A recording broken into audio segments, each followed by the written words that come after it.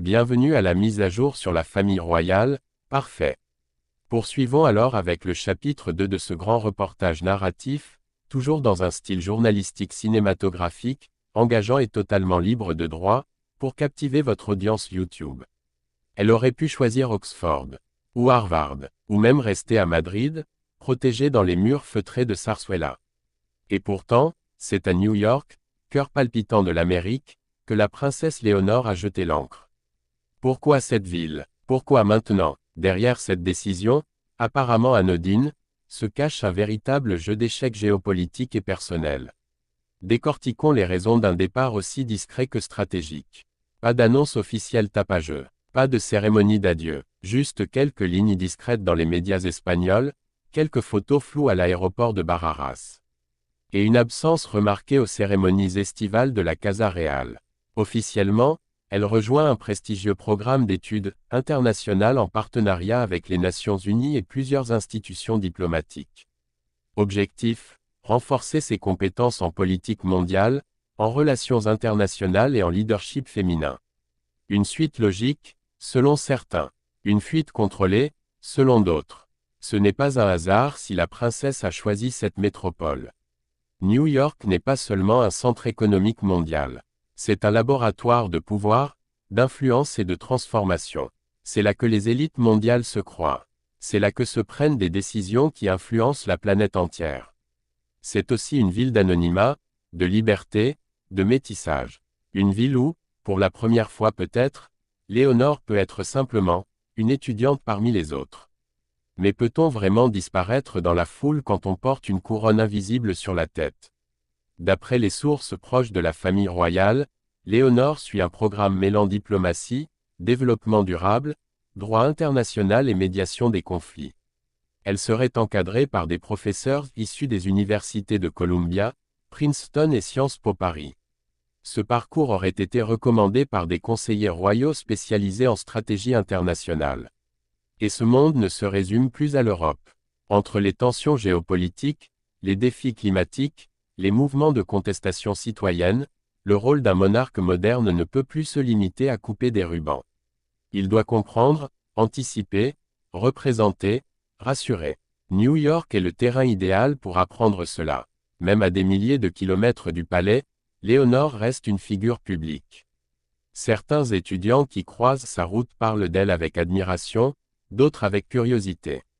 Elle se déplacerait sous haute surveillance, escortée discrètement par des agents de sécurité privés, dans le respect de sa vie étudiante. Pas de robe de bal ni de couronne, jeans, sweatshirts, écouteurs sans fil, carnet de notes sous le bras. Mais son comportement intrigue. Toujours ponctuel, toujours poli, toujours concentré. Presque trop parfaite, cette perfection soulève une question. Vit-elle vraiment sa vie d'étudiante, ou joue-t-elle un rôle soigneusement orchestré?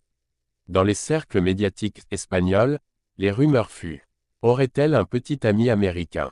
Serait-elle en contact avec les enfants d'autres familles royales expatriées? Prépare-t-elle une apparition à l'ONU ou une future allocution dans une grande université américaine? Aucune de ces informations n'est confirmée. Mais leur simple existence prouve une chose: Léonore fascine. Et cette fascination, la monarchie l'utilise intelligemment.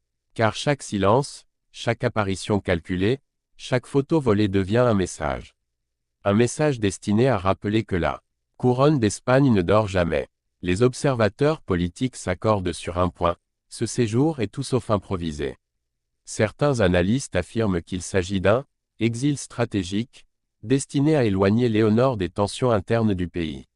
En effet, l'Espagne traverse une période difficile: séparatisme catalan, montée des partis extrêmes, désintérêt croissant des jeunes pour les institutions monarchiques. En éloignant Léonore, on la protège, mais on la prépare aussi à revenir, plus forte, plus indépendante, plus légitime. Ce séjour est aussi une opération d'image. Car pendant que Léonore étudie à New York, la monarchie espagnole renforce ses liens avec les États-Unis, les diasporas ibériques, et les réseaux d'influence internationaux.